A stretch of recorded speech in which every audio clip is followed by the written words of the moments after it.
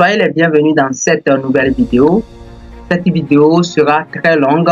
Pourquoi je dis comme ça? Parce qu'on va essayer de décortiquer ensemble les modes de règlement que vous connaissez déjà et que ce que vous essayez de comprendre et que vous n'arrivez pas à comprendre, on va essayer de décortiquer ça ensemble. Et surtout sur les effets de commerce. Je pense que l'effet de commerce essaie de déranger beaucoup de personnes. Raison pour laquelle j'ai décidé de faire cette vidéo pour apporter un plus et faire certaines retouches que vous ignorez. C'est bon? Alors sans plus tarder, reste-toi concentré et puis on y va. Alors vous-même vous savez, lorsqu'on vend à un client ou bien on achète auprès d'un fournisseur, nous devons lui régler et nous avons les modes de règlement. Ce que nous connaissons de manière quotidienne, c'est que les règlements en espèces. Lorsqu'on parle de règlement en espèces, c'est lorsqu'on a payé par la caisse. Alors pour ceci, lorsqu'on paie par la caisse, vous allez voir que on débite le compte. Si c'est nous qui payons, donc on débite le compte du fournisseur et on crédite le compte 571. C'est bon? Maintenant, ça pouvait arriver que c'est nous qui payons également, mais on veut régler par chèque. Alors lorsqu'on fait règlement par chèque et c'est nous qui payons en question, alors nous on va débiter le compte du tiers, c'est-à-dire le fournisseur. Moi je prends en compte le fournisseur parce qu'au niveau du tiers on peut avoir l'État en question, on peut avoir et les personnes qui travaillent dans notre entreprise. Vous voyez, non, mais moi je vais prendre en général le fournisseur pour aller plus vite. Alors lorsqu'on paie un fournisseur à travers un chèque, là ça va de même. On débite le compte du fournisseur et on crédite le compte de la banque 521. C'est bon? Alors, mais lorsque le client nous paie par chèque, attention, lorsque le client nous paie par chèque, il faut qu'on respecte certaines procédures. Alors, pour ces procédures, il faut les respecter. Lorsqu'on reçoit en question le chèque d'un client, c'est bon? On débite le compte 513 et on crédite le compte du client 4111 lors de la réception. Maintenant, lorsqu'on prend le chèque dans notre entreprise pour envoyer à la banque, c'est-à-dire on veut encaisser le chèque, là on va débiter cette fois-ci 514 au crédit de 513. Ce qui veut dire que le chèque là ne se trouve plus chez nous. Maintenant, le chèque là est auprès de la banque. Lorsque le chèque en question sera traité par le banquier et l'argent sera positionné sur notre compte en question, c'est en ce moment qu'on va débiter le compte 521 et on va créditer le compte 514. C'est bon? Voilà. Ça pouvait arriver également, écoutez-moi très bien parce qu'il y a certaines choses que je vais essayer d'ajouter ici.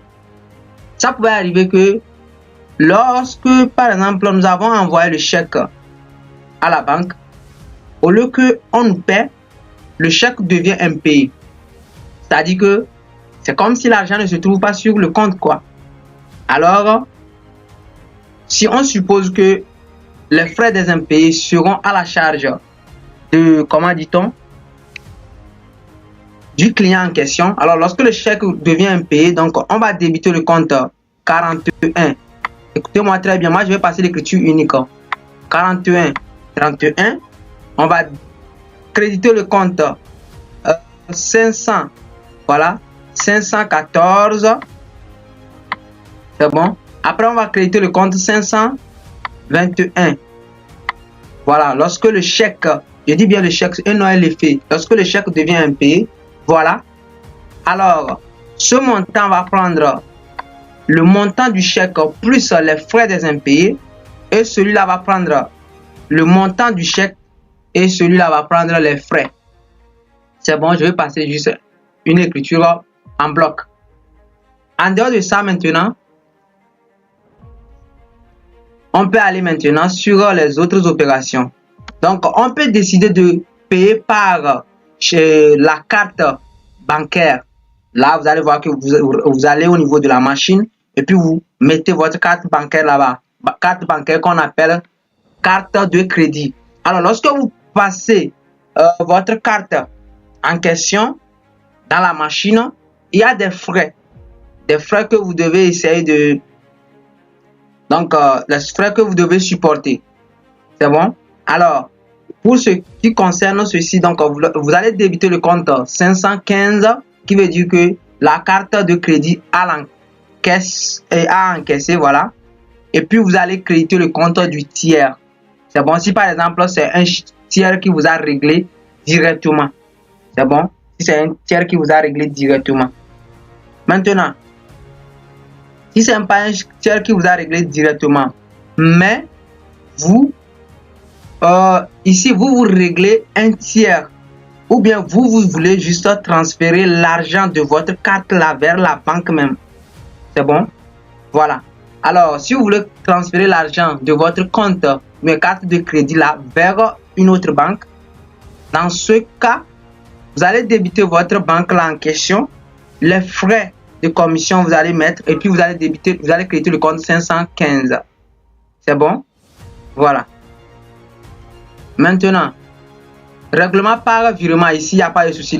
Règlement par virement, vous-même, vous connaissez ça. Si on veut régler à un tiers, on débite le compte du tiers et on crédite notre compte 521. Mais si c'est un tiers qui nous a réglé par virement, là, on débite le compte 521 et on crédite le compte du tiers 4111. C'est bon? Voilà. Maintenant, monnaie électronique, telle que Warrant, T-Money, Mobile Money, ainsi de suite. Voilà. Pour ce qui concerne les monnaies électroniques telles que T-Money, Flouz et ainsi de suite, donc on utilise le compte 555. Voilà. Maintenant, en dehors de ça, il y a des frais. C'est bon? Des frais, bon, on peut essayer de charger d'abord le compte T-Money. Lorsqu'on veut charger notre compte, là, ça peut arriver qu'on prend l'argent dans notre caisse et puis voilà, on va au niveau de, par exemple, d'un point de vente et puis voilà, on envoie l'argent sur notre T-Money. Voilà. Maintenant, lorsqu'on envoie l'argent, ça peut arriver qu'il y a les frais éventuels tels que, vous savez, il y a des frais sur ça. Donc, le frais en question, on le met sur le compte 6317.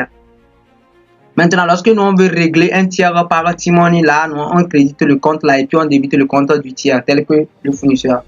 Ça, parenthèse fermée. Voilà, ce qui m'a poussé même, c'est celui-là. Mode de règlement par effet.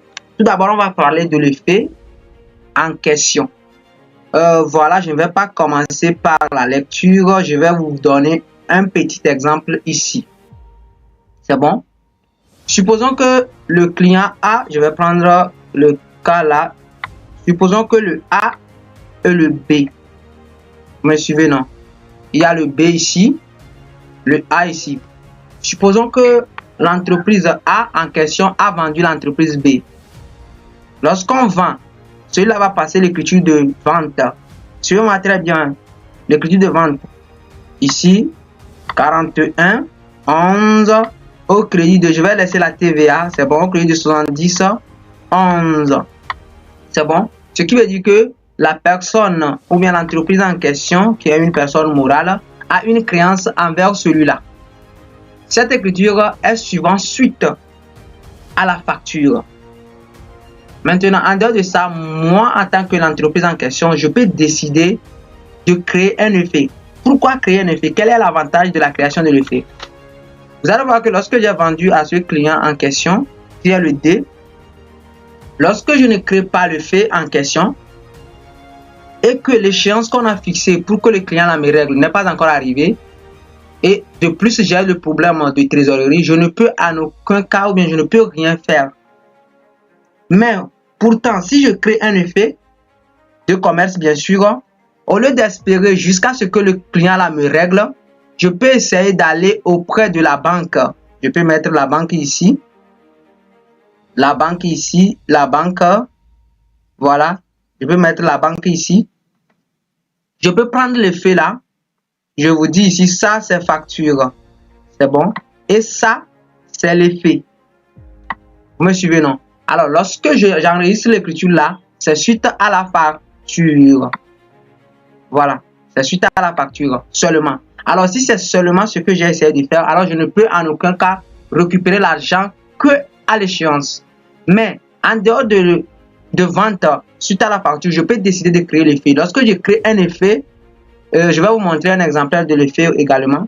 Lorsque je crée un effet, l'avantage de ceci, c'est que l'échéance que j'ai fixée avec mon client n'est pas encore arrivée, mais je peux prendre l'effet là, aller à la banque, négocier pour avoir de l'argent. Voici l'avantage. mais je ne peux pas prendre la facture directement pour aller négocier. Vous voyez, non? À moins qu'il y a un autre mécanisme qu'on appelle affacturage. Là, je ne vais pas dire ça ici, peut-être ce n'est pas à votre niveau. On le laisse pour le moment. Donc, c'est l'effet là que je peux aller négocier. Alors, lorsque j'y vais, supposons que j'ai vendu à un client, le montant c'est 10 000. Vous me suivez, non? Le montant c'est 10 000. Le montant c'est 10 000. Lorsque je crée le fait, automatiquement le fait va porter les 10 000.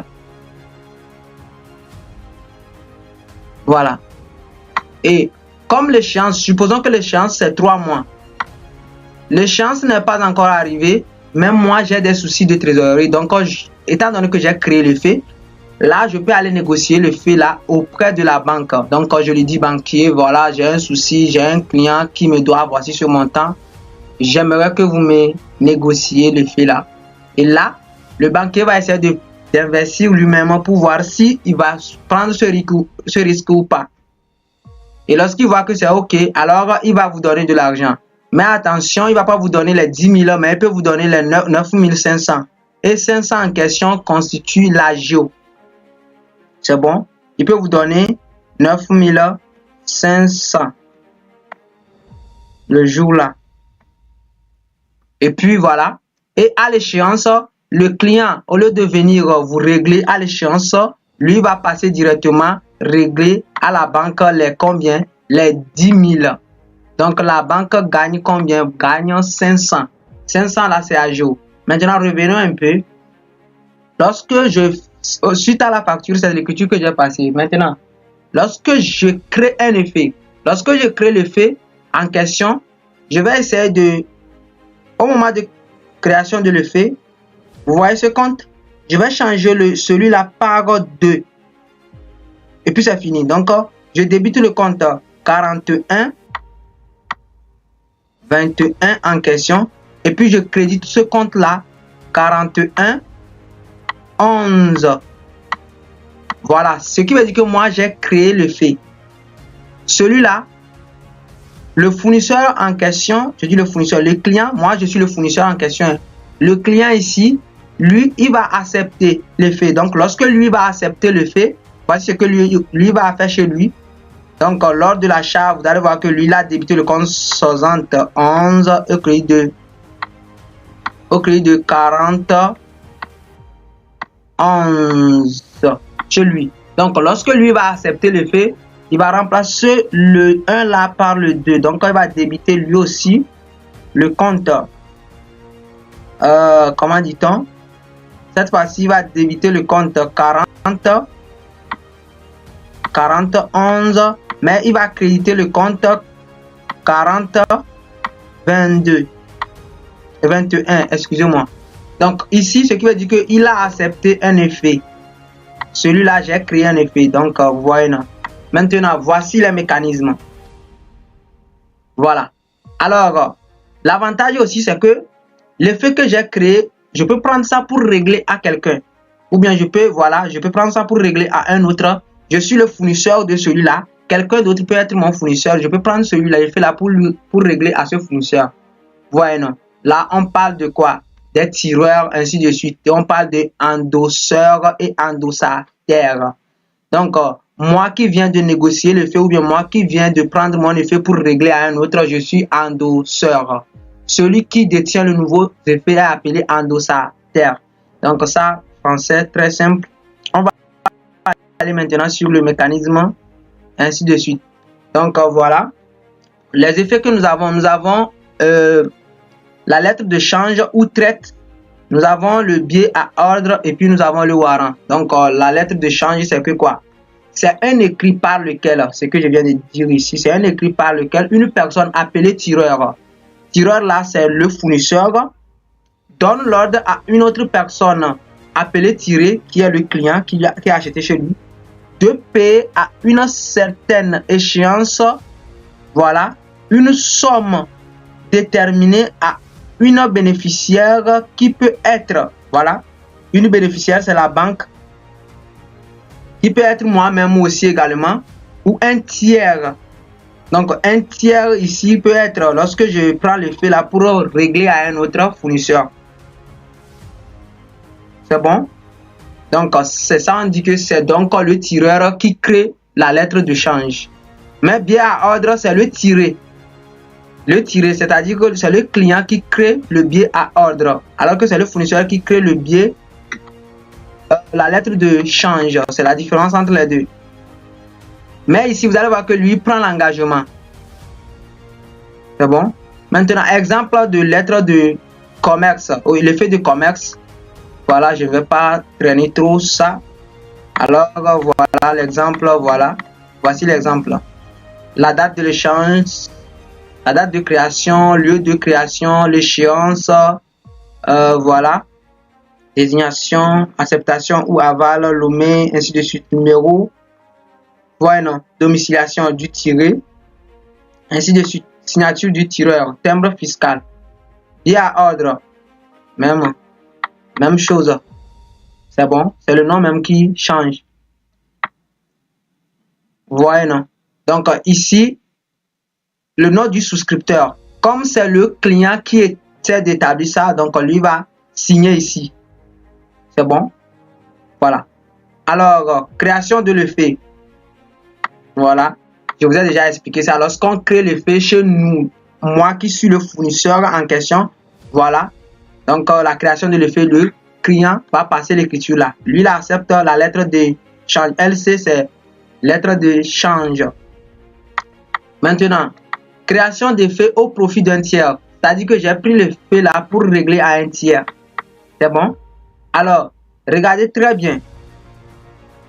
Création de l'effet au profit d'un tiers.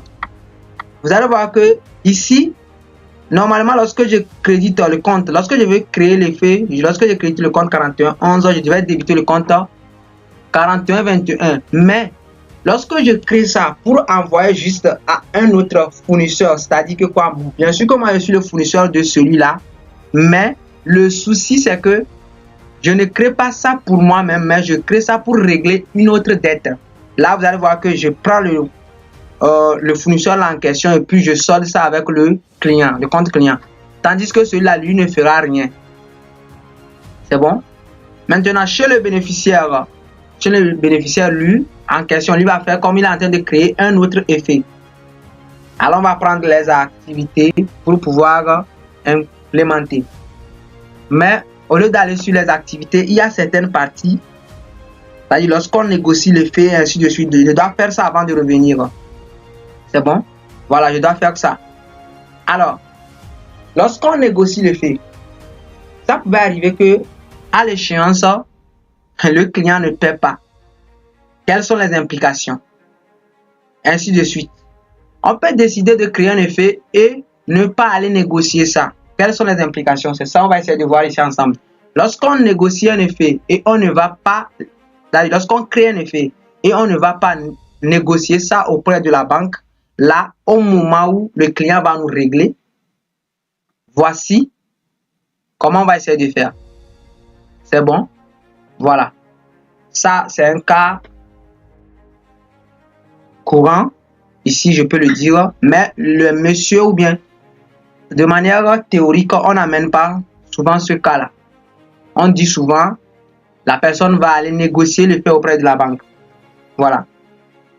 Alors, premier point, lorsqu'il s'agit, voilà, l'encaissement des faits par la banque ou remise à l'encaissement. S'il vous plaît, remise à l'encaissement est différent de remise à l'escompte. C'est très important. Remise à l'encaissement est différent de remise à l'escompte. Voilà remise à l'escompte ici, qui signifie négociation. Donc, lorsqu'on parle de remise à l'encaissement, vous allez voir que cette fois-ci, ici, on ne nous a pas payé. Vous allez voir que on ne nous a pas payé par caisse. C'est bon? C'est-à-dire que ici, la personne nous a payé par caisse directement, quoi. Là, c'est l'écriture qu'on va passer. Mais si la personne ne paie pas par caisse et veut nous payer par banque, voici le mécanisme. Là, on dit que, comment dit-on? Remise à l'encaissement. C'est bon? Maintenant, comment on va essayer de passer l'écriture? nous, le bénéficiaire, ou bien nous, le fournisseur, qu'est-ce que nous allons essayer de faire? Vous allez voir que je vais essayer de passer cette écriture encore. Lors de la création de l'effet, vous allez voir qu'on avait débité le compte 41. C'est ça, 41, 21. Au crédit de 41, 11. Voilà. Lorsque nous on va remettre l'effet, lorsqu'on va faire remise à l'encaissement de l'effet, là, cette fois-ci, nous, voyez, le compte là est déjà soldé. Hein. Donc, nous, on va créditer ce compte et on va débiter le compte effet à l'encaissement, 512. Et lorsque la banque va poser maintenant l'argent sur notre compte, en ce moment, on va débiter le compte de banque en question. On va débiter s'il y a les frais sur les effets. Voilà, il peut y avoir les frais. Donc, on met 63, 11, 63, 12, les frais ou bien les commissions. Et la TVA sur l'effet, là, on le met. Et puis, cette fois-ci, on crédite le compte 512. Avis de crédit. Maintenant, chez le tiré, c'est-à-dire le client qui nous a payé au finish, lui, va rien faire. Hein. Donc, lui va juste, lorsqu'on remet l'effet à l'escompte, lui n'a rien. Donc, c'est au moment où on va recevoir l'argent chez nous que lui, son compte sera, on va essayer d'enlever l'argent chez lui pour nous envoyer. Donc, avis de débit. Donc, son compte sera avis de débit. Dans ce sens, voilà, il va débiter ce compte, ainsi de suite. Maintenant, si ce n'est pas ça, vous voyez ce que j'ai essayé de faire ici, c'est deux choses. Hein. La personne, c'est que nous-mêmes, on a encaissé ça directement, quoi. C'est-à-dire que ici, excusez-moi, ici, on nous a réglé par caisse. Mais si on veut nous régler par banque, c'est ça, quoi. Maintenant, ce que j'avais fait en gros pour vous dire, en vous disant que je suis allé négocier le fait. Voilà, ça, c'est autre chose. L'échéance n'est pas encore arrivée, mais je suis allé négocier. Alors, regardez ce qui va se passer. Pour ce qui concerne le montant net dont je parlais, c'est la valeur nominale moins à jour. Il est 9500 là, c'est ça le montant net. Valeur nominale, c'était 1000, 10 000, voilà. Et puis la jour, voilà. Ici, on va essayer d'aller un peu plus vite. Voilà. Lorsque je vais remettre l'effet à l'escompte, c'est-à-dire je suis allé négocier le fait, cette fois-ci, ça ne serait pas 515, mais ça serait 415 au crédit de 41,21. Lorsque je remets le fait là, le client en question ne sert rien. Lui, ici aussi, ne sera rien. Maintenant, lorsqu'on me fera avis de crédit, c'est-à-dire lorsqu'on va me virer maintenant l'argent sur mon compte, le jour là, c'est bon. Lorsqu'on va me virer l'argent sur le compte, vous allez voir que pour le moment, le client n'a pas encore réglé. Hein. Je vais dessiner ça ici. Moi, je suis A.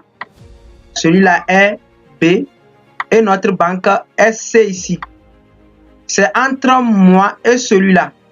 Mais il va me régler 3 mois. L'échéance n'est pas encore arrivée. Je suis allé déjà 2 mois chez celui-là pour négocier le fait. Et c'est celui-là qui m'a envoyé de l'argent.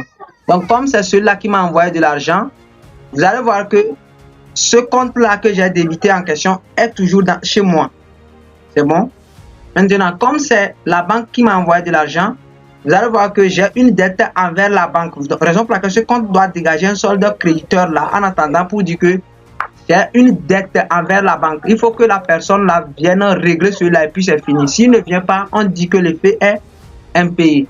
Alors, le jour où la banque va m'envoyer l'argent, vous allez voir 521, les ajouts que la banque va essayer de retenir.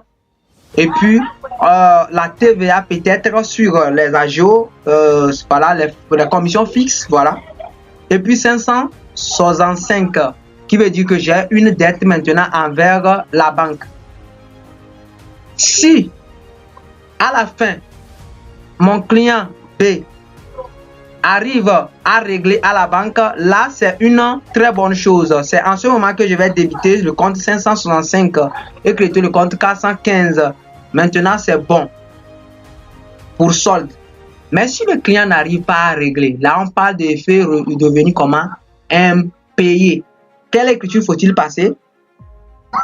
Je garde ça vers la fin. Alors, le moment où l'échéance est arrivé que le client en question paye à la banque, voici l'écriture qu'il faut passer. 521, avis de débit bien sûr, et puis 4021 et puis 6312, les frais également. Maintenant, on va passer au niveau des impayés. C'est bon? Mais avant d'arriver au niveau des impayés, il y a une chose que vous devez connaître ici. Vous allez voir ici, remise de fait en paiement d'un créancier. Voilà. On va regarder, on va voir ça aussi également. Je vous disais que normalement, je vais vous montrer ça ici. Normalement, lorsque j'ai créé les faits en question, à ce niveau, entre moi et cette banque, je peux décider de ne pas aller au... ce n'est pas la banque. Entre moi et ce client en question, je peux décider de ne pas aller chez le client, chez la banque étant pour moi, pour négocier le fait. Mais je peux prendre le fait en question pour payer, écoutez-moi très bien, pour payer un autre fournisseur de... C'est ça on veut voir en bas. Alors, je ne suis pas allé chez celui-là, non. C'est bon, je ne suis pas allé chez lui. Donc, j'ai pris l'option, premièrement, je suis allé chez lui. Voici les opérations. Maintenant, je ne suis pas allé chez lui, je suis allé chez celui-là. Et voici les opérations qui vont en découler. Donc, vous allez voir que lorsque je vais prendre, là, on va parler de endosseur. L'endosseur, je vous dis, c'est celui qui prend l'effet pour payer un autre. Et celui qui reçoit l'effet en question maintenant, en guise de paiement, c'est lui qu'on appelle endossateur. Alors, lors de la création de l'effet en question, c'est l'écriture que je vais passer. C'est bon? Maintenant, lorsque je vais prendre l'effet là, pour régler l'effet que je viens de créer ici, c'est bon? C'est l'effet que je viens de créer ici. Très important. L'effet que je viens de créer ici, c'est entre moi et celui-là, le tiré. Vous me suivez, non? Maintenant, je vais prendre l'effet là pour régler à une autre personne. Donc, je vais prendre l'effet là, vous voyez, non? Je viens de le créditer et puis j'ai réglé à un fournisseur. Je vais vous donner une écriture ici. Lorsque par exemple, j'achète chez un fournisseur normalement 71 au crédit de 41, voilà. Le règlement, vous allez voir que je vais débiter le compte 41, c'est bon, 41 et je devais créditer le compte 5 pour envoyer les clients et l'argent au fournisseur. Mais cette fois-ci, je ne vais pas lui payer par l'argent directement, mais je vais lui payer par effet. Raison pour laquelle j'ai utilisé l'effet là au crédit. Donc à la place de 5, je vais mettre l'effet 41, 21. Celui-là ne saura rien parce que lui, on a déjà créé l'effet. Maintenant, chez le nouveau bénéficiaire de l'effet, celui qu'on appelle endossateur, lui en question, là, lui va passer l'écriture comme création de l'effet, quoi. C'est bon? Donc, rapidement, comment lui va essayer de faire? Donc, il va essayer cette fois-ci 41, 21 au lieu de 41, 11. Mais il ne va pas mettre ici création de l'effet, mais il va mettre endossement à notre ordre. C'est bon? Voilà, ça c'est fini. Maintenant, ça pouvait arriver que l'effet en question, voilà, cas où l'échéance de l'effet endossé est postérieure à celle de la dette. Voilà. Ici, c'est très important. Lorsque j'ai pris l'effet là pour régler à celui-là, c'est bon? Ça pouvait arriver, écoutez-moi très bien, ça pouvait arriver que la date entre moi et mon client en question est égale à, je vais prendre ceci. La date entre moi et mon client, normalement, c'est 3 mois. Mais entre moi et le fournisseur, si, parce que je suis le fournisseur de celui-là aussi est mon fournisseur, je deviens le client de celui-là. Mais entre lui et moi, c'est 2 mois. Alors, si c'est 2 mois, vous allez voir que la date, bien l'effet que j'ai pris pour lui payer est comment? Est postérieur. Là, si c'est postérieur, moi en question, je dois supporter les intérêts. C'est bon? Je dois supporter les charges d'intérêt. Mais si c'est le contraire, lui doit supporter suppose, oui. Le deuxième cas, c'est que celui-là est 2 alors que celui-là est 3. Donc, si c'est ça le cas, c'est plutôt lui, celui-là qui doit supporter les intérêts. C'est bon? Alors, au cas où moi, je vais supporter les intérêts, c'est-à-dire au cas où entre l'effet que j'ai pris pour lui régler est de 3 mois, alors que lui, je dois lui payer dans 2 mois. Alors, c'est ça ici. Alors, si c'est ça le cas, moi, je vais supporter un intérêt.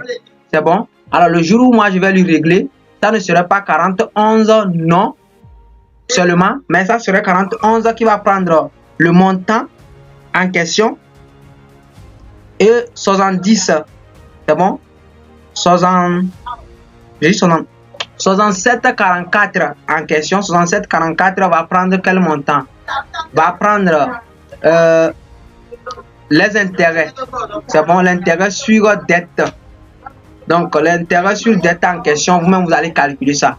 C'est bon, l'intérêt sur créances divers. Donc, vous allez calculer ça vous-même. C'est bon? Voilà. Donc, ce qui veut dire que c'est... Voilà. Et, par exemple, chez le bénéficiaire en question, lui, il va gagner. Moi, je vais supporter cette charge-là. C'est bon? Mais lui, il va gagner chez lui. Maintenant, au cas contraire, si c'est postérieur, alors c'est moi qui vais gagner. Et lui, il va perdre. Il va supporter cette charge. Mais toujours cette même écriture. Maintenant, effet devenir impayé. Il y a un cas. Ça pouvait arriver que j'ai déjà remis l'effet à l'encaissement avant que ça ne devienne impayé. Ou bien j'ai déjà remis l'effet à l'escompte avant que ça ne devienne impayé. Ou soit j'ai pris ça pour payer à un autre tiers avant que ça ne devienne impayé. Je viens de vous expliquer déjà que nous avons le A qui est ici, le B qui est celui-là, la banque qui est C et puis un autre qui est D. Premièrement, c'est entre moi et celui-là. Donc, je disais, pour les 3 cas en question, je peux garder l'effet et puis je vais remettre l'effet là à l'encaissement. Donc, je ne l'ai pas négocié, je ne l'ai pas pris pour payer à un autre tiers. Là, avant que ça ne devienne impayé. C'est le premier cas, ça. Ou bien, je peux prendre l'effet, aller négocier avant que ça ne devienne impayé. Si c'est au niveau de la banque, je prends ici, c'est la banque. Hein. Ici, c'est la banque. Excusez-moi pour l'écriture. Hein.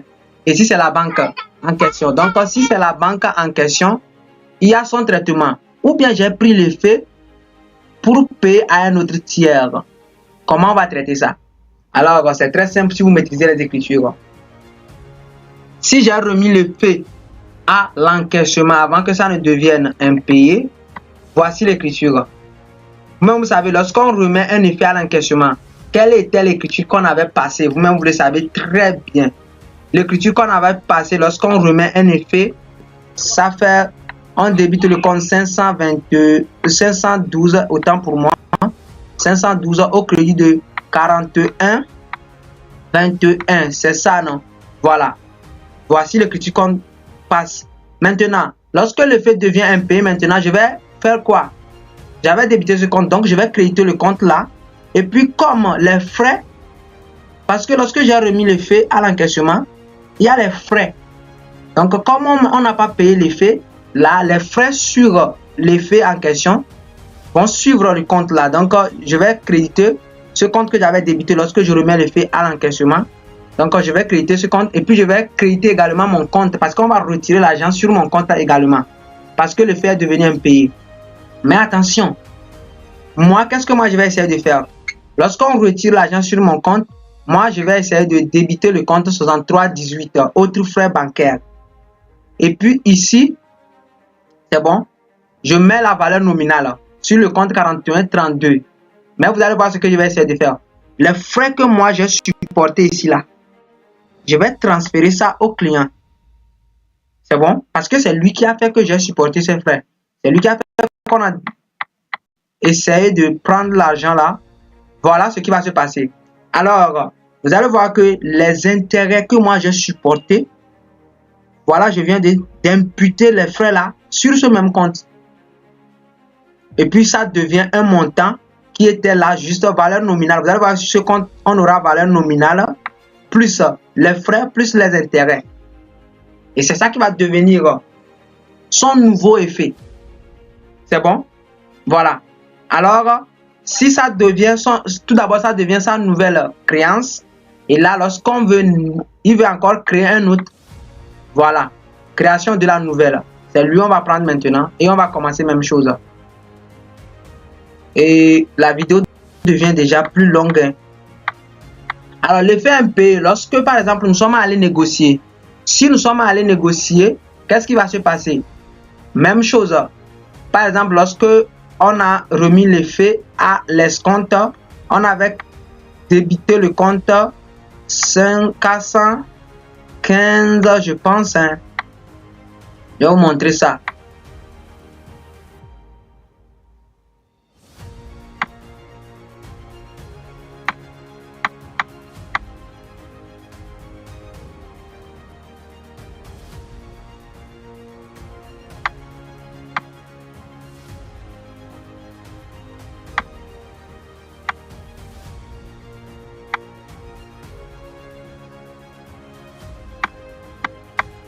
Donc 415 au crédit de 41,21.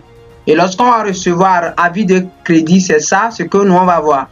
Donc on va nous envoyer l'argent. Vous allez voir que le banquier va m'envoyer l'argent. Et c'est après que le banquier ne sera pas payé.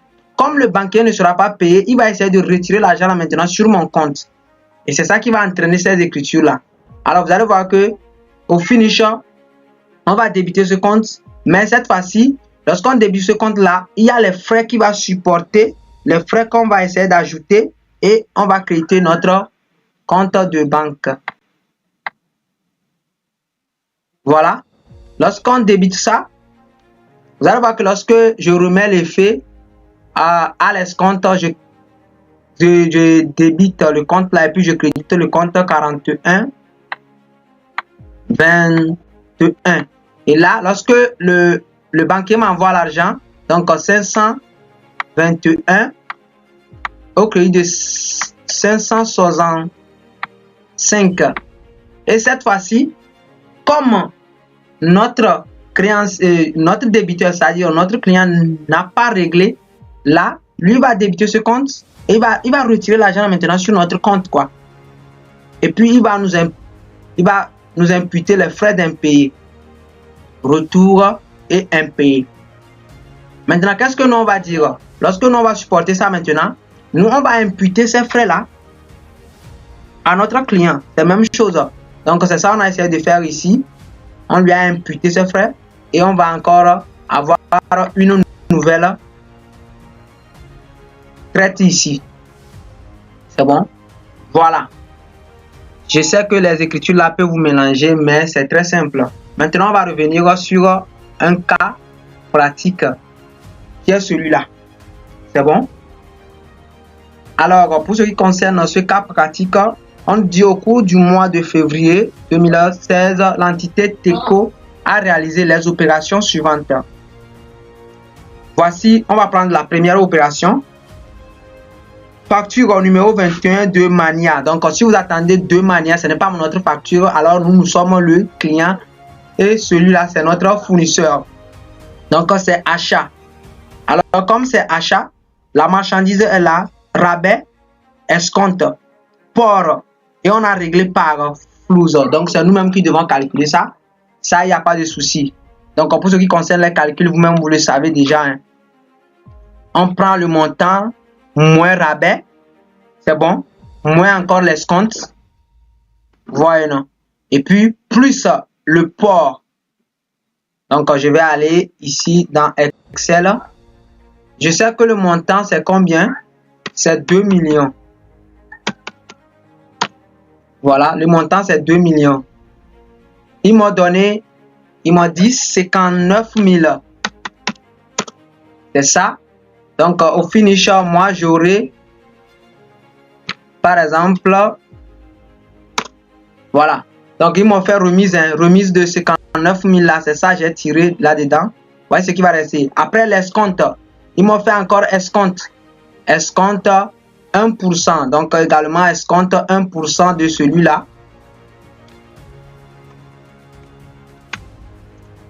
Voilà. Alors, je trouverai mon dernier net. qui n'est rien d'autre que le montant là moins les 1%. Voilà. Et c'est sur ça que je vais calculer la TVA. Donc ici, je vais mettre TVA. TVA qui n'est rien d'autre que ça multiplié par 0,18. Voici ma TVA. Maintenant, on me donne port. Le port ici, je sais que le port TTC, bien sûr. TTC.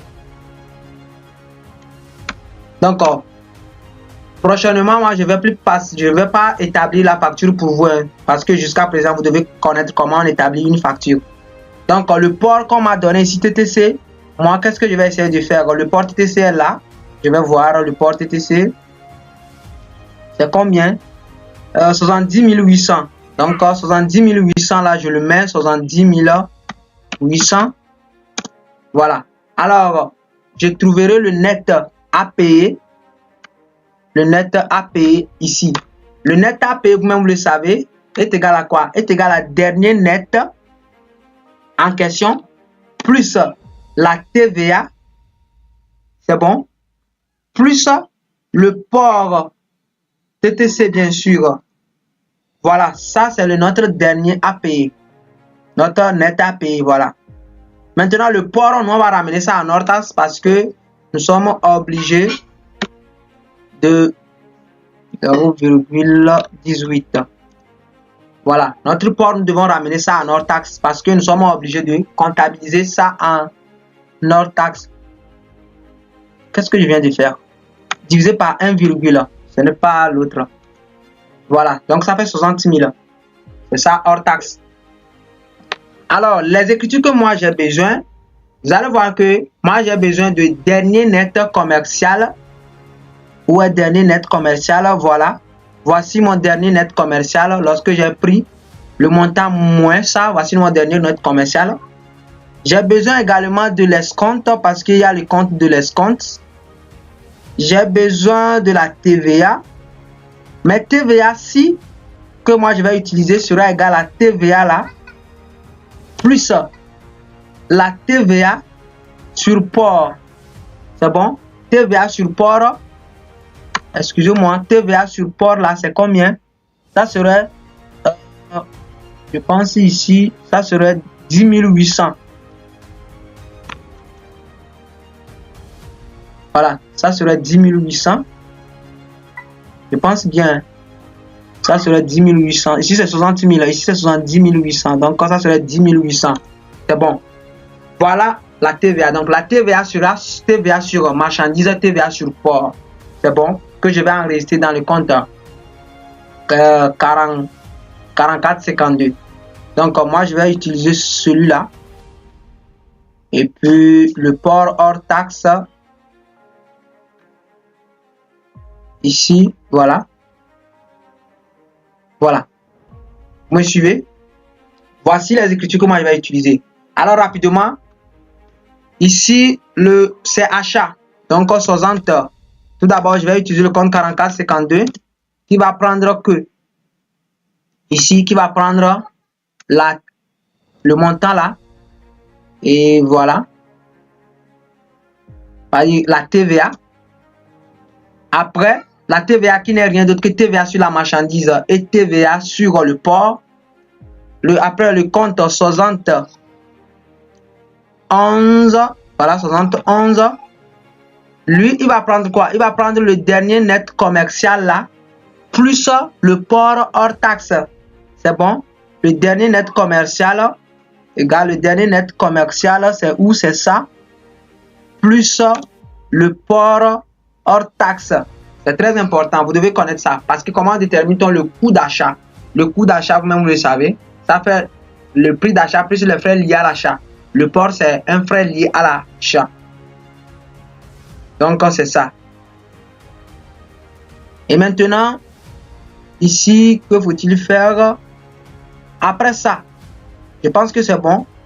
On va créditer le compte fournisseur 41. Lui va prendre le dernier net commercial qui n'est rien d'autre que celui-là. C'est bon. Et puis, on a bénéficié de l'escompte. Voilà. Qui sera rien d'autre que l'escompte en question. Donc, si vous me suivez jusqu'à présent, je pense que vous n'aurez pas de difficulté. Hein. Donc, on va essayer de vérifier si ça donne la même chose. Donc, ça, plus ça. Voilà. Et puis, je vais essayer de vérifier également ici ça, plus ça. Ça ne donne pas la même chose. Voilà, c'est la même chose. Total débit est égal à total crédit. C'est bon? Voilà. J'espère que vous avez compris, non? Alors, prochaine écriture, moi, je ne vais pas vous donner, par exemple, et je ne vais pas vous établir ça. Hein. Moi, je sais que suite à l'écriture de l'achat, je vais vous dire ça en résumé. Suite à l'écriture de l'achat, je sais qu'il y aura TVA, il y aura le compte de achat. Le compte d'achat va prendre le dernier net commercial plus le port hors taxe, bien sûr. Et celui-là va prendre la TVA sur la marchandise et la TVA sur le port. Celui-là va prendre le dernier net, c'est-à-dire le net, net à payer. Celui-là va prendre l'escompte. C'est bon, donc je vais aller prochainement directement. Alors, après ça, on m'a dit que j'ai réglé par Flouze ou bien par quoi? Par Timony, c'est ça? On m'a dit régler par Flouze. Donc, je vais régler. Donc, je mets dito. Donc, le règlement, je vais débiter le compte 40, 11. Et puis, au crédit de 55, c'est-à-dire Flouze, je peux mettre 52. Donc, 55. Et puis, je mets le montant, le net là. Voilà. Donc, c'est ça, je vais essayer de mettre. Voilà, je viens de passer les écritures, ou bien l'écriture de quoi? De la date là en question. La première écriture. C'est bon? Donc, voici la première écriture. C'est bon? Je vais essayer de masquer celui-là. Voilà. Pour que vous voyez ça. Donc, voilà. Donc, avant de passer, par exemple, j'ai passé l'écriture là. Avant de passer l'écriture là, je dois mettre dito. Avant de passer l'écriture là. L'écriture, c'est le règlement. C'est bon? Alors, lorsque je viens de terminer, je vais essayer de mettre couleur ici pour que vous sachiez que ça, c'est première opération. Je vais aller maintenant sur deuxième opération. C'est bon? Deuxième opération. La facture numéro AAGO. Lorsqu'on dit AA, donc il faut savoir que c'est pour nous. Donc, on vient de vendre la marchandise. Voilà, le port hors taxe. Et puis, réglé par chèque bancaire numéro. Voilà. Alors, comment on va établir cela? C'est très simple. Je vais vous montrer directement ici. Je sais, je dois d'abord passer les écritures, vous allez voir, et après, je vais mettre le montant. Je sais qu'il y a marchandise, donc c'est vente. Donc, je vends à qui? À un client, 41, 11. Maintenant, lorsque le client est là, est-ce qu'il y a avance? Non. Mais en dehors de ça, est-ce qu'il y a escompte? Non, il n'y a pas escompte. Je pense que c'est fini. Oui, c'est fini. Alors, comme c'est fini, au crédit de 70, 11. Après, s'il y a port 70, 71. Voilà. Mais bien avant cela, il y a la TVA que je vais essayer de mettre. Pas que j'oublie cela. 44, 31. Voilà. Ça, c'est le compte du client à qui j'ai vendu. Ça, c'est le compte du port. Hors taxe, bien sûr. Donc, je mettrai ici. Quel montant je vais mettre ici? Donc, vous allez voir que ici, je vais mettre. Je vais voir ça directement. Je vais vous dire ça, quel montant il faut mettre. Vous allez voir que ça sera 1 200 000. Alors, je vais vous montrer comment il faut aller vite. C'est bon? Vous prenez 1 200 000 là, fois 1 moins le taux là. Ce qui veut dire que ça fait 1 200 000 multiplié par 0,95. Vous allez trouver le net commercial directement. Vous multipliez encore celui-là par 0,98. Vous allez trouver encore le dernier net commercial là. Maintenant, on sait que c'est le dernier net commercial là, plus le port hors taxe. Je dis plus le port hors taxe. Le dernier net commercial là, plus la TVA, plus le port TTC. C'est bon. Alors, vous allez voir directement, ça serait, pour ceux qui n'arrivent pas à comprendre, c'est que ramenons ça dans français facile, quoi. C'est bon, français facile. Je t'ai vendu quelque chose de 1 million. Parce que si j'essaie d'expliquer les factures comme ça, il y a certains qui n'arrivent pas à comprendre. Je me souviens bien. Donc, je vais vous expliquer ça en français facile. Revenons sur terre. Je t'ai vendu quelque chose de 1 200 000. Et je t'ai fait une réduction de 5% sur ça. Après, je t'ai fait une réduction encore de 2%. C'est bon?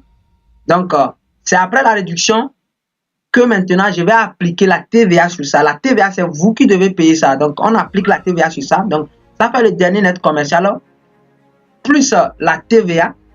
Et maintenant, le port. C'est-à-dire que normalement, le transport de la marchandise, c'est le client qui doit supporter. Donc, je fais plus le port. TTC, bien sûr.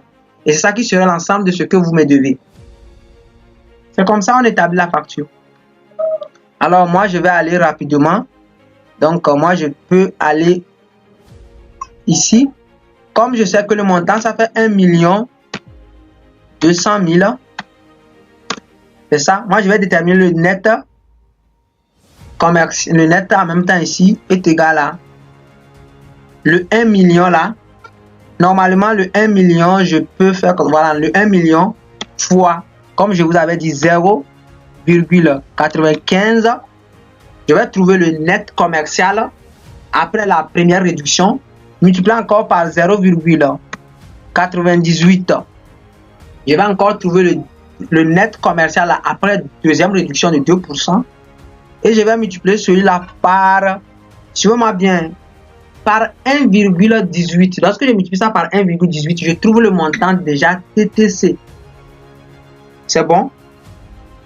Voilà. Donc, lorsque je multiplie ça par 1,18, donc, c'est-à-dire, ça fait le dernier net commercial plus la TVA, quoi. Vous voyez, non? Voilà. Donc, je viens de trouver le montant TTC même. Mais c'est juste pour la marchandise. Maintenant, cette partie concerne juste la marchandise. Maintenant, plus le port. Le port, c'est combien? Je vais aller voir le port. Ici.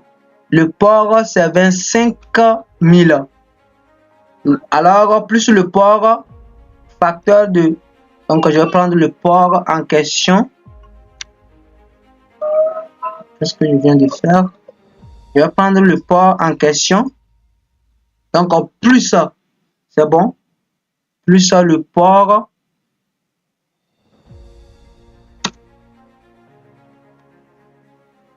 Je vais essayer de voir.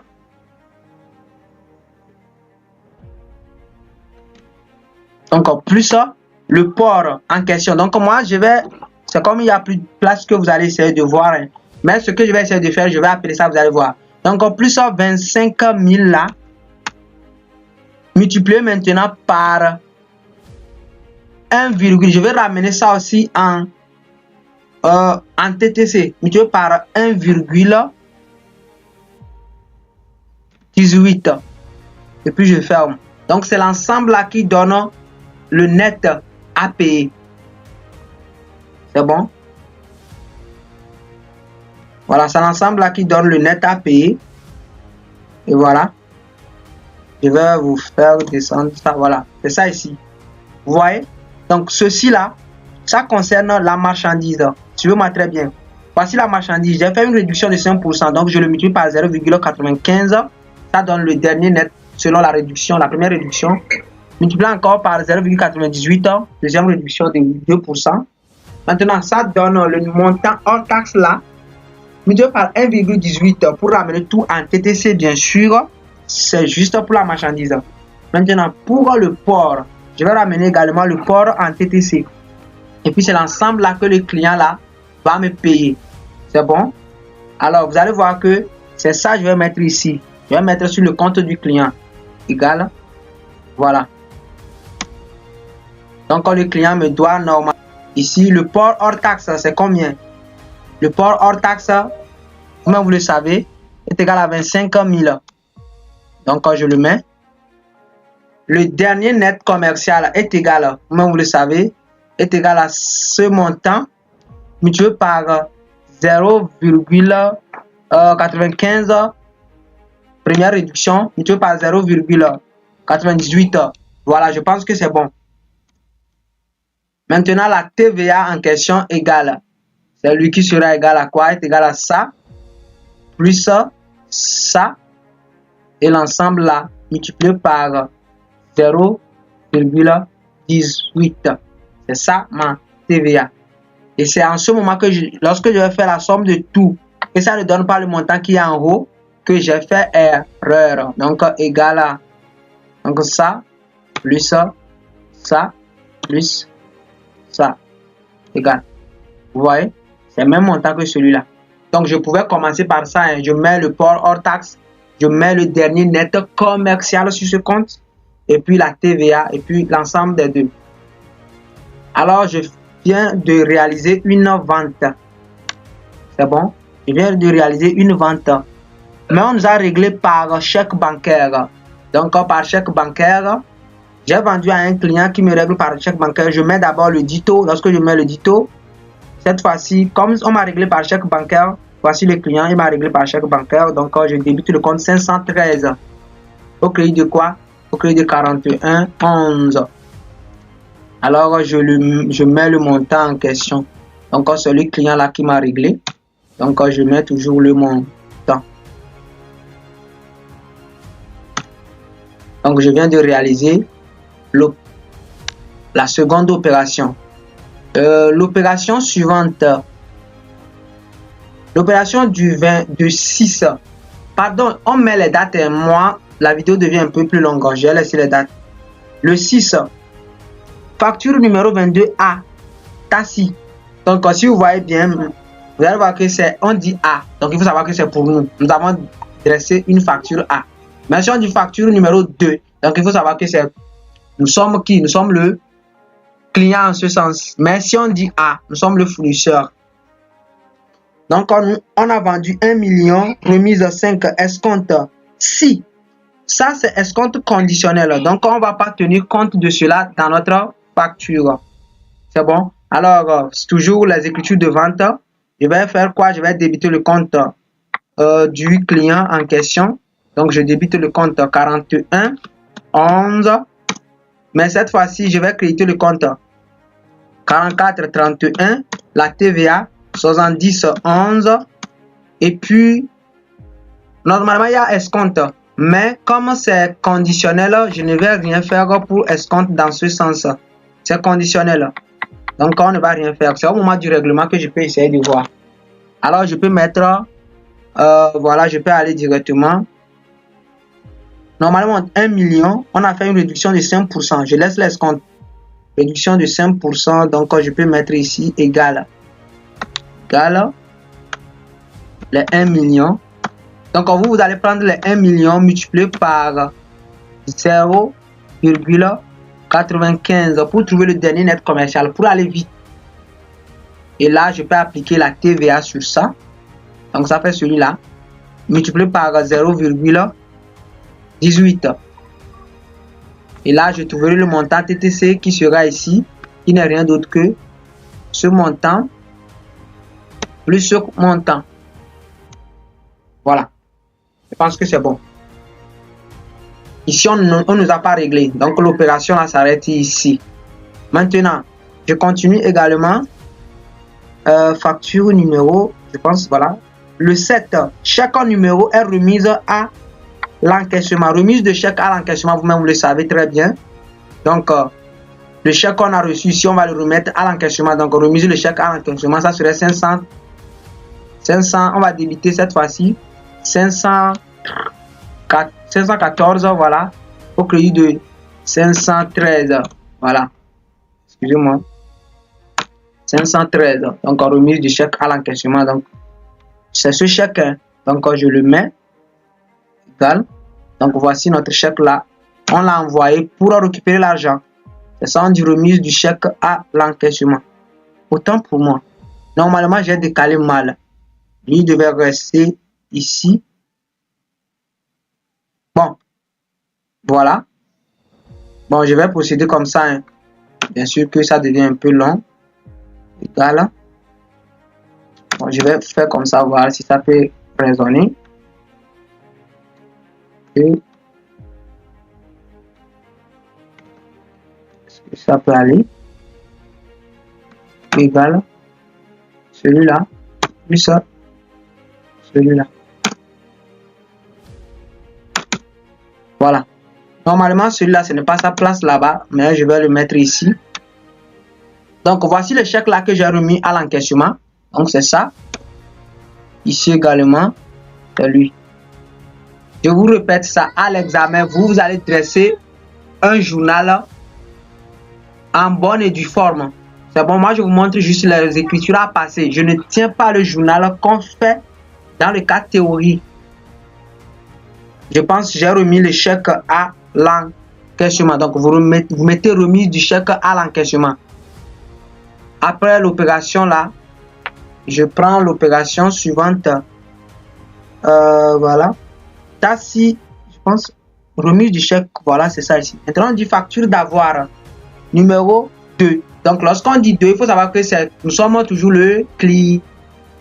Donc, voici la facture marchandise rabais et puis port TTC. Donc, ici, lorsque on fait retour de marchandise, donc on passe l'écriture contraire, quoi. Donc, je vais me poser la question. Lorsque j'achetais, quelle écriture je passais? Donc, vous allez voir que ici, lorsque j'achetais, vous allez voir que j'ai débité le compte, bien sûr, le compte 71. Donc, cette fois-ci, je vais créer le compte 71. Et donc, comme je le disais, vous allez voir que lorsque j'achetais la marchandise, je débitais le compte 71. C'est bon? Donc, cette fois-ci, je vais créer ce compte. Donc, je vais débiter surtout le compte 41. C'est bon? 41. En dehors de 41 en question, je vais voir s'il y a escompte. Il y a escompte, il y a rabais. Il n'y a pas de souci pour rabais. On va tenir compte de cela. Il n'y a pas escompte, non. Il y a port. Voilà. Lorsqu'il y a port, nous, on va essayer de faire, on va transférer le port en question. Donc, il n'y a pas de souci. Voilà. Je mettrai ici au crédit de 71. Mais bien avant cela, je vais mettre 44,52. Après 71. Le port 781. Voilà. En cas de retour en question, si nous sommes le client, là, si nous sommes le client en question, nous, on va transférer ce port-là au fournisseur. C'est bon? Alors, ici, la TVA, on va regarder le sujet, bien sûr, le port hors taxe.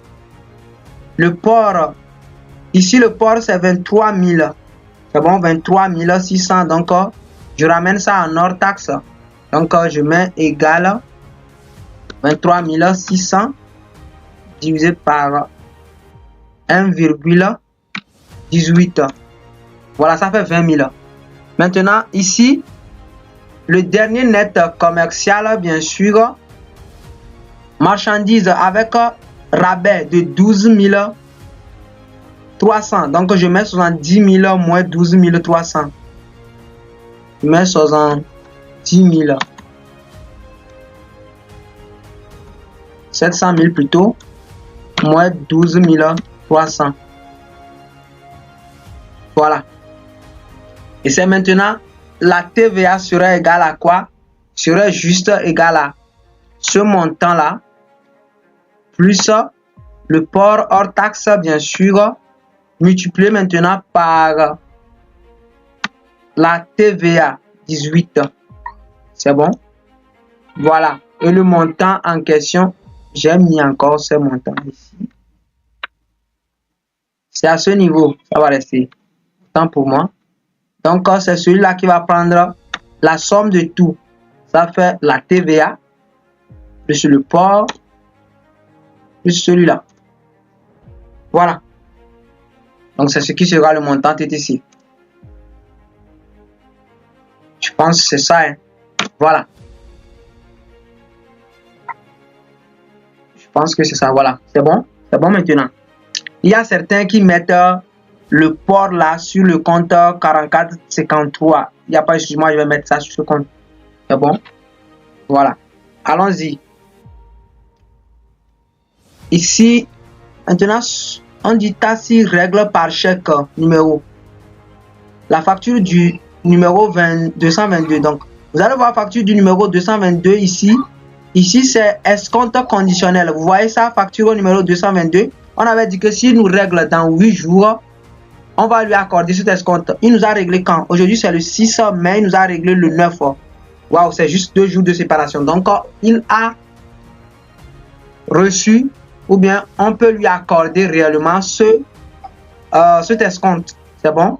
Alors, comment on peut lui accorder cet escompte? Comment on va essayer de faire en question? Alors, nous, on va essayer de manière très simple. Alors, comme le client a obtenu, comment dit-on, l'escompte là en question, donc nous, on va débiter le compte 521. Je vais voir, est-ce que c'est par chèque? Il nous a réglé si c'est par chèque. Réglé par chèque bancaire numéro. Donc, c'est par chèque. Donc, ça serait 513. Donc, ça serait 513. 513. Comme le client vient d'obtenir l'escompte, donc nous, on va lui accorder. Donc, pour lui accorder en question, ici, ça fait, nous, on va supporter ça. 673. Voilà. Et puis, nous, on va créditer le compte du client en question, 4111. Alors, nous, on va aller dans le sujet pour voir si on voulait lui accorder. Combien on allait lui accorder. C'est bon? Voilà. Donc, je vais encore regarder dans le sujet pour voir combien on devait lui accorder. Et puis, c'est bon. Alors, je vais voir ici, facture, numéro, voilà. Donc, vous allez voir que pour lui, si on voulait lui accorder, combien on allait lui accorder. Ici, voilà. Je vais essayer de voir. Voici le montant. Voici remise. Escompte de 2%. Alors, qu'est-ce qu'on allait faire? Donc, vous allez voir que l'escompte en question sera... Donc, je vais prendre le montant là, multiplié par 0,95 là. Maintenant, multiplié par 2% pour trouver l'escompte en question. Donc, égal 1 million fois 0,95. Là, j'ai trouvé le dernier net. Multiplié maintenant par 0,02 pour trouver l'escompte. Alors, normalement, l'escompte en question serait 100, comment dit-on? 190 000. Donc, je vais le mettre 190 000. 190 000. Donc, je vais mettre au crédit. Voilà ici. C'est lui ici. Le montant là. Donc, je vais mettre celui-là 1 121 000 là. Parce que c'est pour TASI là ici, ça. 1 121 000. 1 121 000 là. Ça serait ici 1 121 000. Voilà. Et c'est le reste maintenant. Donc, ça serait égal à ce montant là moins l'escompte en question. Voilà. Voilà ce qu'il fallait faire.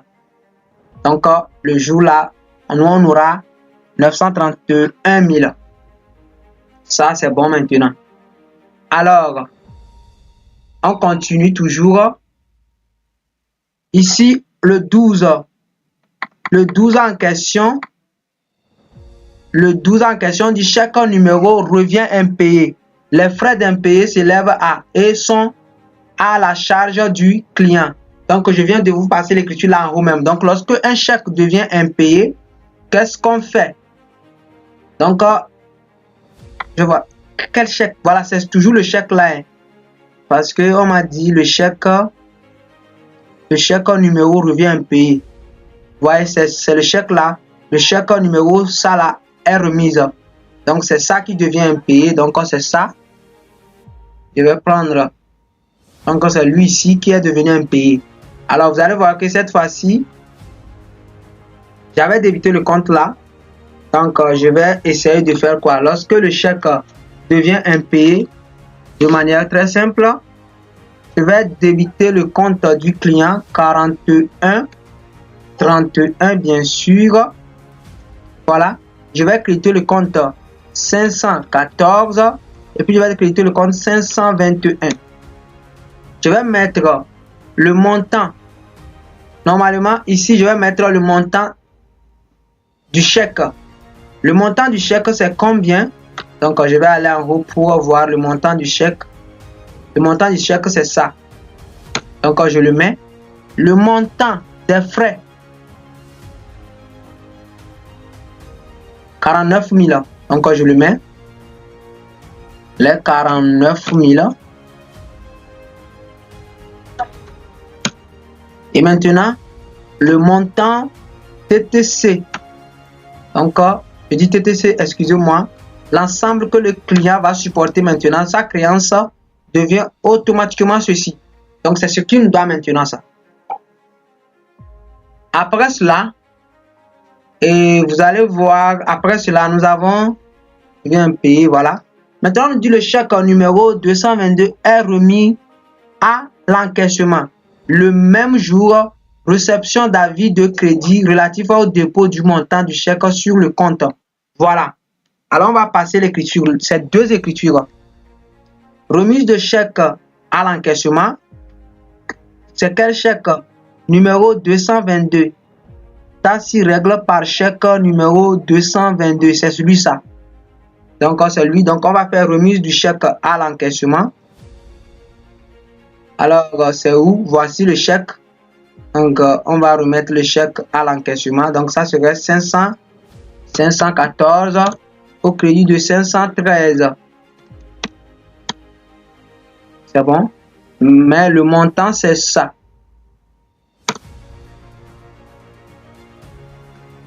Toujours le montant là. On m'a dit même jour. Donc, je vais mettre dito. Avis de crédit. Donc, avis de crédit en question. Est-ce qu'il y a les frais? Je vais voir s'il y a les frais. Non, il n'y a pas les frais.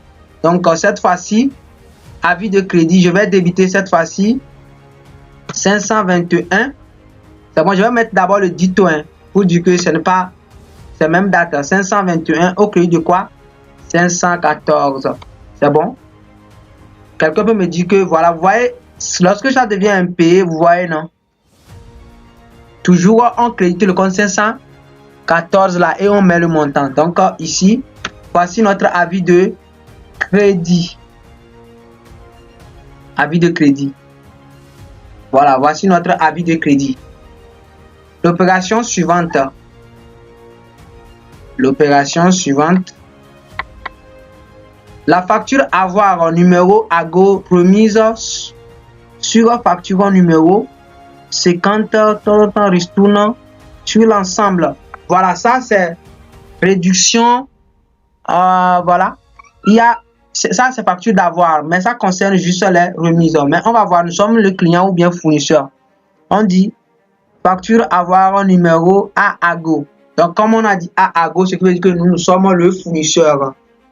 C'est bon? Si nous sommes le fournisseur en question, là, vous allez voir que on va cette fois-ci créditer le compte du client. Donc, ce qui veut dire que la date là est passée. Nous, on va, voilà. Ce qui va se passer maintenant, nous, on va essayer de... Attention, c'est comme ça tend vers la fin. Voilà. Donc, c'est comme on lui fait une réduction. Comme c'est une réduction, les rabais, les remises, donc on va...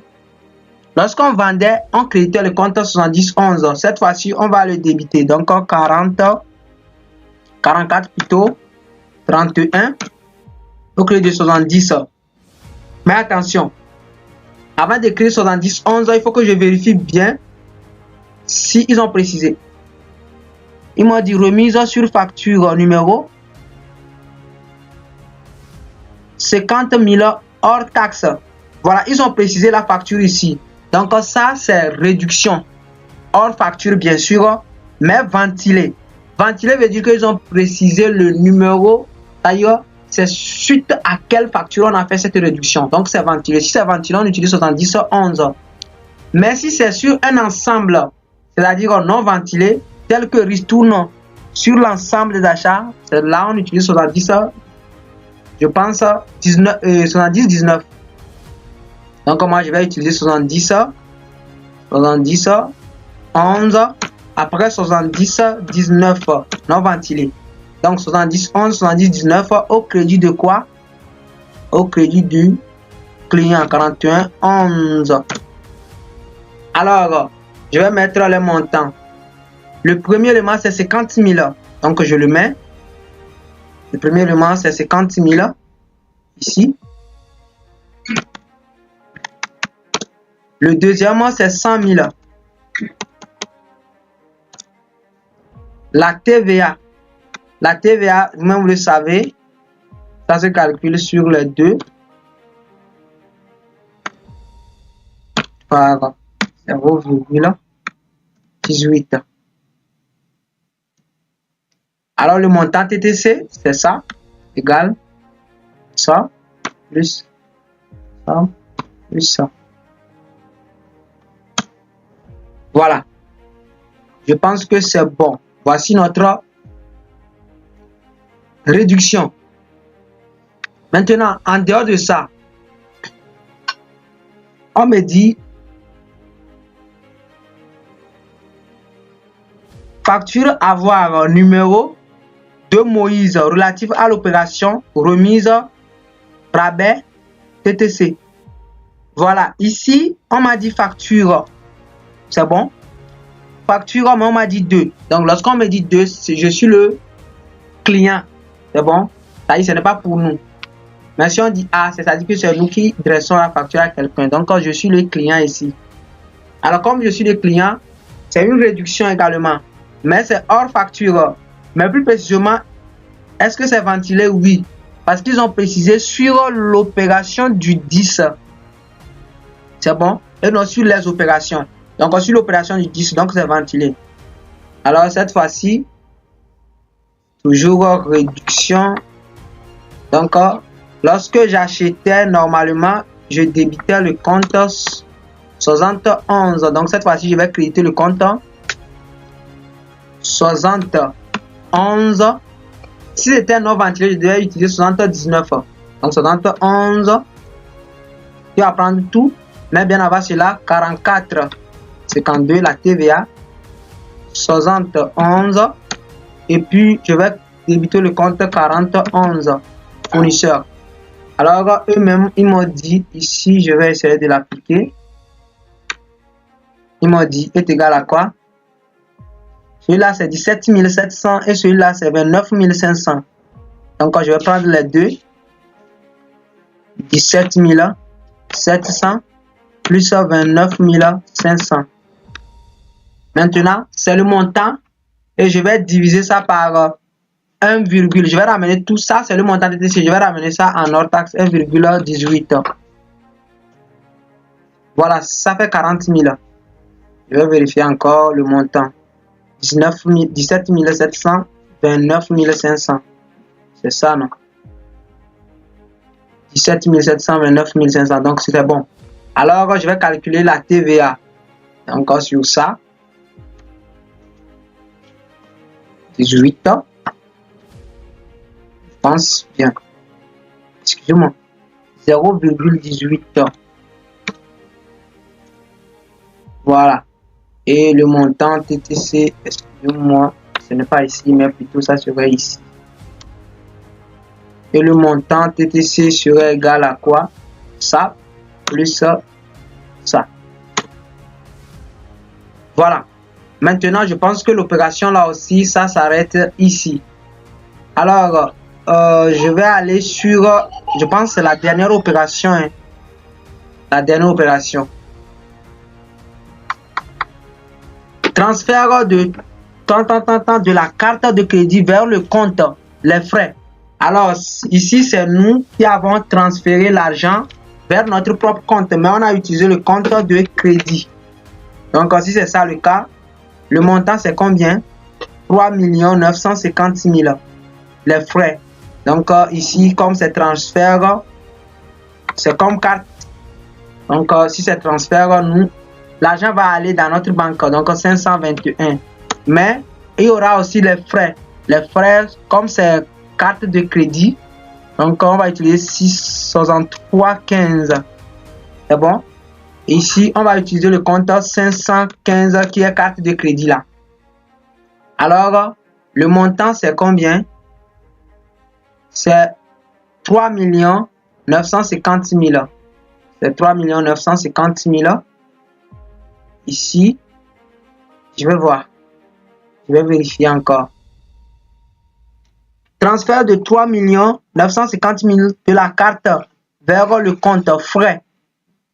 Alors, ici, comme on a transféré ça, vous allez voir qu'on ne trouvera pas ce montant exactement, mais il y aura retrait du frais. Donc, ici, je vais mettre les 3 950 000. Non, ça reste 1 0. Qu'on a transféré, bien sûr. Mais nous, on n'aura pas les montants là. Qu'est-ce que je vais faire ici? On a transféré ça de notre compte vers le compte là. Mais on n'aura pas ce montant là sur le compte. On va d'abord retirer les frais. 79 500. Et puis ce que nous on va recevoir juste ça serait ce montant là. Moins les frais en question. Donc c'est ce que nous on va recevoir. C'est bon. Transfert de la carte vers le compte. Voilà. Je pense que c'est ça. Hein. Il n'y a pas erreur de calcul quelque part. Alors, voilà, je pense que c'est bon. Et donc, nous voici à la fin de la vidéo.